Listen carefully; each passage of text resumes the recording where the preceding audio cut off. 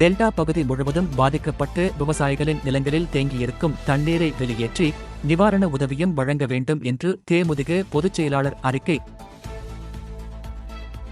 Delta பகுதி முழுவதும் நீரில் மூழ்கி விவசாய பெருமக்களுக்கு கடும் இன்னலை ஏற்படுத்தியுள்ளது. தமிழக அரசு உடனடியாக தனி கவனம் செலுத்தி டெல்டா பகுதியில் பாதிக்கப்பட்ட விவசாயிகளுக்கு நிவாரண உதவி வழங்க ஆவணம் செய்ய வேண்டும். மேலும் தேங்கியிருக்கும் தண்ணீரை வெளியேற்றி விவசாயிகளை காப்பாற்ற வேண்டியது தமிழக அரசின் கடமை ஆகும். நானும் டெல்டாக்காரன் தான் என்று எப்போதும் சொல்லிக் கொள்ளும் முதல்வர் அவர்கள் இந்த இன்னலான நேரத்தில்தான் டெல்டா மக்களுக்கு உதவி செய்ய வேண்டும்.